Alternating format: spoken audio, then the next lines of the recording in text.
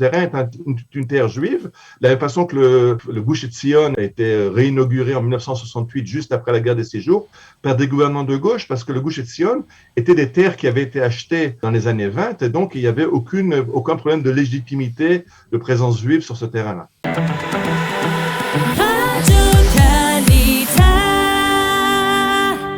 Un projet de construction à Atarot, près de Jérusalem, projet controversé car il provoque la colère de l'administration américaine qui veut maintenir un statu quo dans cette partie de la ville sainte en attendant d'éventuelles négociations sur l'avenir de la capitale. Ce projet, qui pour l'instant est bloqué, est dans l'actualité.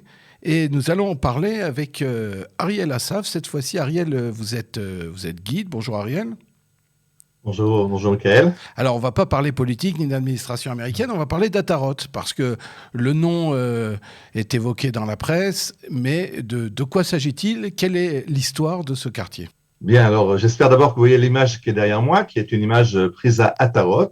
Donc, il faut comprendre une chose, c'est que Atarot, ce n'est pas un village qu'on veut créer, une ville qu'on veut créer maintenant, un quartier de Jérusalem, mais c'est un village qui a été créé déjà en 1914. Déjà en 1912, donc encore à l'époque turco-ottomane, le Kakel achète des terrains du village de Kalandia, juste à côté, et crée un village qui va s'appeler Kalandia. Et d'ailleurs, en 1914, on verra s'installer là-bas des gens dont certains vont devenir très célèbres, comme par exemple Levi Shkolnik, qui plus tard, sous le nom de Levi Eshkol, sera Premier ministre d'Israël. Yaakov Pat, un haut responsable des services de sécurité israéliens, que les Jérusalémiens connaissent du quartier du Carrefour Pat. Donc, des gens très célèbres qui sont venus à s'installer à Tarot. Et même le nom Ariel, est-ce que vous pouvez déjà nous le situer à Jérusalem ? C'est dans Jérusalem, oui, alors, c'est au nord, à l'est ? Oui, alors Atarot se trouve au nord de Jérusalem, entre Jérusalem et Ramallah. D'ailleurs, dans un premier temps, quand les premiers agriculteurs vont s'installer à Tarot, ils utiliseront le bus arabe, la ligne 18, qui part de Shar Shrem, de la porte de Damas à Jérusalem, et va à Ramallah. Et là, ils descendront en route à côté de rien et rejoindront à pied les premières tentes de leur village de Atarot. Maintenant, ce qui est important, c'est que j'ai dit qu'on a acheté ces terrains. Ils ont donc été enregistrés au cadastre turc-ottoman. Et ces terrains, non seulement on n'a pas gardé le nom du village de Kalandia, le village arabe à côté, mais on a même donné le nom de Atrot Adar. Atrot Adar est une ville biblique qui était située à cet endroit-là exactement il y a 3000 ans. Alors justement, dans la Bible, quelle est cette référence ? Qui a vécu à Atarot biblique ? On n'a pas de détails sur la Atarot biblique, on sait juste qu'il y avait une ville à cet endroit-là, et donc quand on se réinstalle, quand on achète ces terrains-là, on leur redonne, on essaie toujours de redonner les noms bibliques, et on s'installe donc en 1914. Alors, ce qu'il faut comprendre, c'est que la vie ne va pas être facile. D'abord, il n'y a pas d'eau dans la région, on manque d'eau. Très vite, il y aura la Première Guerre mondiale et beaucoup de Juifs en Israël seront chassés ou devront fuir à cause du fait que la Turquie essaye de les conscrire dans la guerre mondiale. Certains sont ressortissants étrangers, c'est très problématique. Le village est abandonné et on va le reconstruire en 1919. Et alors, il va se passer quelque chose d'incroyable, c'est que les institutions du Yishuv, donc l'agence juive, vont décider, les spécialistes, que cet endroit n'est pas vivable économiquement. Donc, il faut l'abandonner parce on manque d'eau, la terre est trop rocailleuse et les gens qui s'installent vont s'acharner et très vite vont devenir la laiterie principale qui fournit le lait à Jérusalem. Avec Kiryat Anavim, le kibbutz à l'ouest de Jérusalem, Atarot devient livre le lait et les œufs à la ville de Jérusalem dans les années 20. Il y a combien d'habitants dans les années 20 ? De combien de personnes on parle ? On est arrivé jusqu'à une 60aine de familles. Ça n'a jamais été très grand. En 1922, se construit à côté de Atarot un nouveau village qui s'appelle d'abord Kfar Ivri et qui après s'appelait Neve Yaakov. On a d'ailleurs un quartier de Jérusalem qui porte aujourd'hui le nom de Neve Yaakov. On a le quartier, le centre industriel de Atarot Jérusalem qui sont sur les terrains de ces villages-là et donc qui continuent leur histoire. En fait, dans l'histoire sionisme, l'enracinement à Atarot se fait en 1931, parce qu'en 1931, il y a une enfant qui décède, malheureusement, dans un accident de la route, ça existait déjà à l'époque, et cette petite fille qui a été tuée par un camion qui l'a renversée, est enterré à Atarot. La question s'était posée, l'enterrer à Jérusalem ou à Atarot. On décide non, on l'enterre à Atarot. Construire un cimetière, c'est aussi une façon de se fixer sur le terrain, de dire voilà, on est maintenant une ville ou un village où on vit, on meurt. C'est un village qu'on ne quittera plus. Donc en 1931, donc, il s'installe un peu plus avec la création de ce cimetière. Et on sait qu'en 1948, le village va être détruit. Pendant ces 17 ans, qu'est-ce qui se passe? Que le village va évoluer ou il reste ce petit village agricole au nord de Jérusalem? Ce village va évoluer d'abord parce que les Anglais décident de construire un aéroport. L'aéroport d'Atarot, qui a desservi Jérusalem jusqu'aux accords d'Oslo, cet aéroport d'Atarot, quand les Anglais le construisent, d'abord c'est un problème pour le village parce qu'ils ont exproprié un certain nombre de terrains agricoles du village. D'un autre côté, il y avait du travail. Certains ont pu travailler dans les services pour cet aéroport. Et le fait qu'il y avait une présence anglaise les a un peu protégés dans les pogroms de 1936-1938, bien que la situation ait été très difficile. Je vais peut-être rappeler quelque chose d'important à Tarot. Il y a une façon de fêter Shavuot qui a été instaurée dans les kibbutzim, qu'on appelle la fête des Bikurim. Shavuot, c'est la fête des Bikurim. Tous les kibbutzim font des grandes fêtes. On amène les prémices les premières moissons du kibbutz.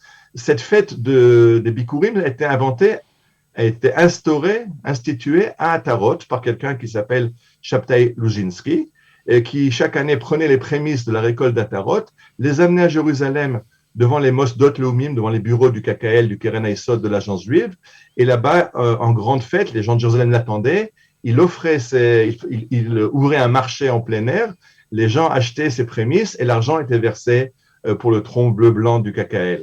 Donc ça, c'est aussi quelque chose qu'on voit à Tarot, la fête des Bikurim, qui après s'est répandue dans le pays entier.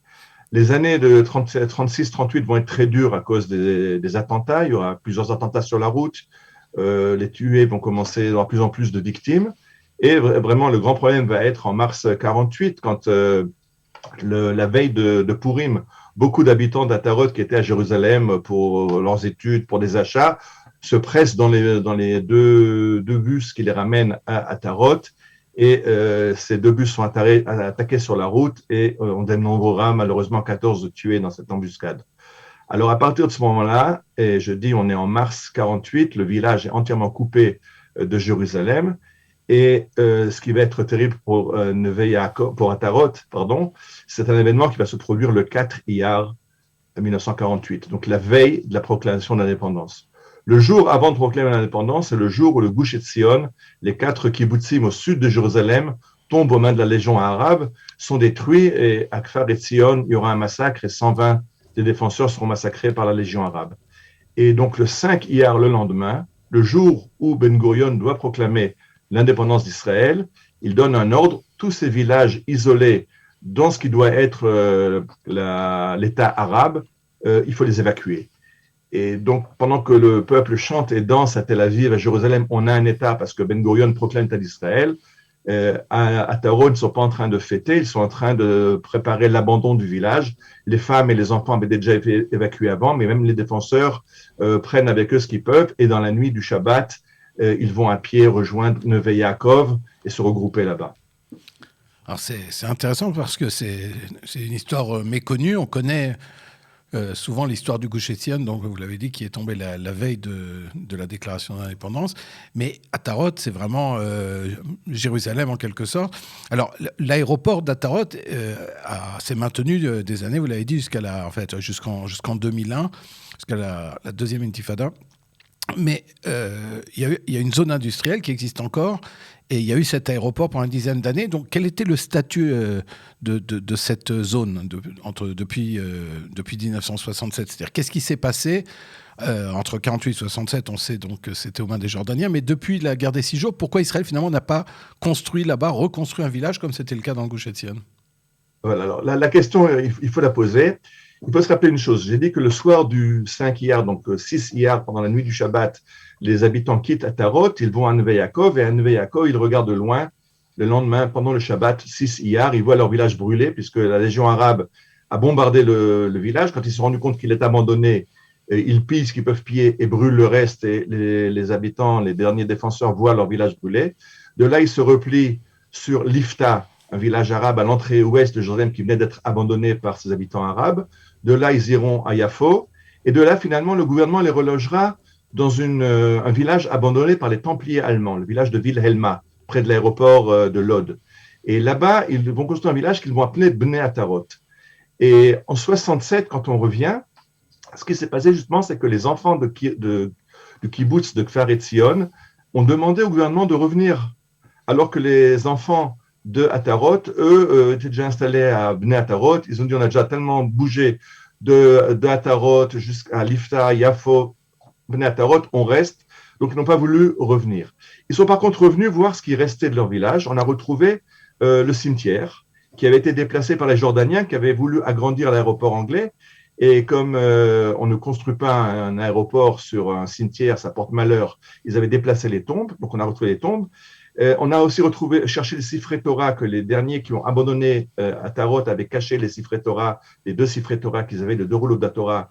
On ne les a pas retrouvés, mais après on a réussi à comprendre qu'ils avaient été aussi découverts par les Jordaniens pendant les travaux d'aménagement de l'aéroport.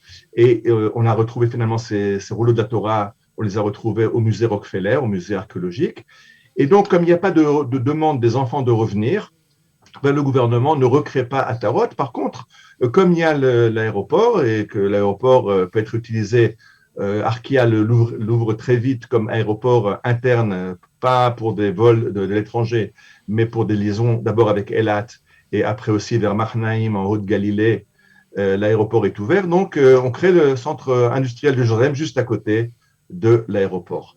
D'ailleurs, de nouveau pour l'anecdote, c'est que quand il y a eu la grande alia des Juifs de l'ex-Union soviétique dans les années 90 et que l'aéroport de Lod Ben Gurion était un peu submergé, il y a eu une proposition du ministre des Transports d'accueillir les Olim de Russie, enfin de l'ex-Union soviétique, à Tarot, d'aménager la piste, de façon à ce qu'elle puisse recevoir des avions plus modernes et plus gros porteurs, et que l'alia des Juifs de l'ex-Union soviétique se passe à Jérusalem par l'aéroport d'Atarot.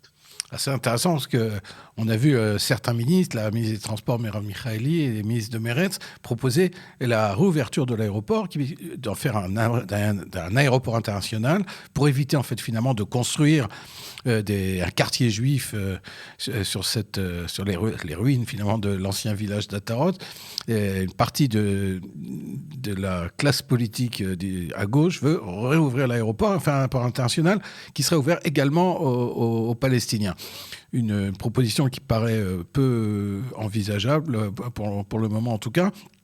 On a vu que l'accord, la mairie de Jérusalem avait proposé la construction de ce quartier. Pour l'instant, c'est repoussé pour des raisons techniques, environnementales. La proximité de la zone industrielle et de la pollution reporte cette idée de créer de nouveau un village. Maintenant, Ariel, au fil des années, vous avez vu de nombreux quartiers se reconstruire ou se construire à Jérusalem dans la partie conquise par Israël après la guerre des 6 jours. Est-ce que Atarot, dans l'histoire juive, c'est ce que vous nous racontiez, est-ce que ça a une histoire particulière, plus que, disons, les autres quartiers qu'on connaît qui ont une cinquantaine d'années, Gilo, Armona Hatziv ou d'autres quartiers construits depuis 67? Je ne sais pas pour quelle raison on a préféré Gilo ou Pisgat Ze'ev à Atarot, mais je me pose la question, est-ce que ça n'a pas été fait justement pour ça? C'est que un des plans de la mairie de Jérusalem était d'étendre la ville dans ces territoires libérés après 1967, et Atarot était moins problématique, puisque Atarot, ce sont des terrains qui, dans le cadastre, appartiennent à Israël. Tout à fait. Donc, ils ont été achetés, il n'y a aucune revendication sur ce terrain. Ce terrain est une terre juive, de la même façon que le Gush Etzion a été réinauguré en 1968, juste après la guerre des 6 jours, par des gouvernements de gauche, parce que le Gush Etzion était des terres qui avaient été achetées dans les années 20, et donc il n'y avait aucun problème de légitimité de présence juive sur ce terrain-là. Bien, merci beaucoup Ariel et pour ces explications et pour nous faire découvrir donc l'histoire méconnue du village d'Atarot. À bientôt Ariel. Je vous remercie, bonne journée. Radio Cali.